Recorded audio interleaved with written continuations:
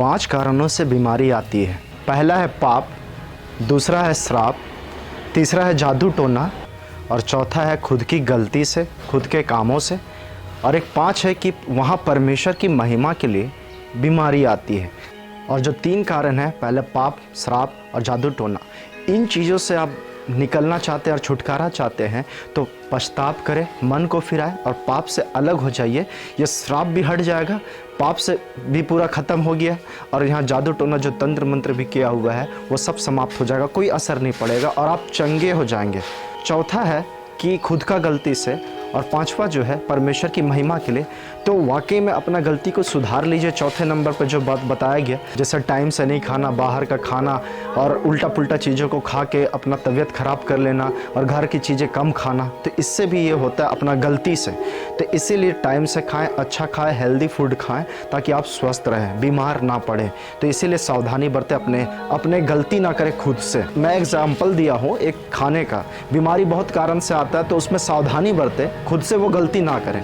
और 5वां है कि परमेश्वर की महिमा के लिए, तो इंतज़ार करें और परमेश्वर का धन्यवाद दे उस बीमारी के लिए भी कि परमेश्वर वहाँ महिमा इसलिए लेना चाहता है कि वो बीमारी है तो आप यीशु के नाम को पुकारेंगे, विश्वास करेंगे तो आप चंगे हो जाएंगे। जो मनुष्य से नहीं हो सकता है वो परमेश्वर से हो सकता है। तो इस जगह पे परमेश्वर की महिमा के लिए आता है ताकि वहाँ पे परमेश्वर का नाम हो, कि वो बड़ाई हो कि यीशु मसीह ने किया, परमेश्वर ने किया इस काम को जो डॉक्टर और दवा नहीं कर पाया, जिससे परमेश्वर की महिमा होगा। इसलिए भी बीमारी आता है। अगर बीमारी से ठीक होना चाहते हैं तो पहले पश्चाताप कीजिए अपने पापों से और प्रार्थना कीजिए और बाइबल पढ़िए और परमेश्वर को पहला स्थान दीजिए।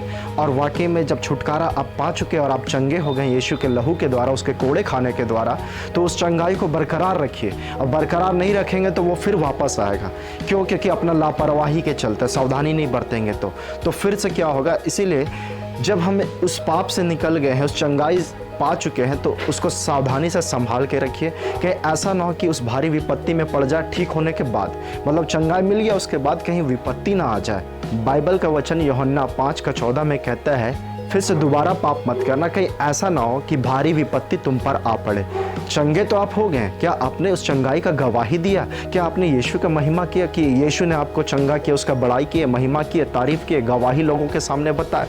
तो वो आपका बरकरार रहेगा और पवित्र जीवन जीते रहे। ऐसा नहीं कि ठीक हो गए हैं, प्रभु को भूल गए, प्रभु को छोड़ दिए, यीशु मसीह को, फिर से पुराना जीवन, पाप का जीवन, तो उसके बाद वो ठीक तो हो गए लेकिन वो बीमारी भी वापस आएगा और साथ में विपत्ति को भी लेके आ सकता है। इसीलिए अपने इस चंगाई को बरकरार रखें। यीशु आपसे प्रेम करता है। जब उसके कोड़े खाने के द्वारा हम चंगे हुए, उसके लहू के द्वारा आज हम चंगे हुए, तो इस चंगाई को प्रभु का धन्यवाद दीजिए और उस प्रभु यीशु का महिमा कीजिए। जो डॉक्टर और दवा नहीं कर पाया वो यीशु मसीह करेगा। जो शैतानी काम है, जादू टोना, तंत्र मंत्र भी, वो भी यीशु के नाम से ठीक होंगे।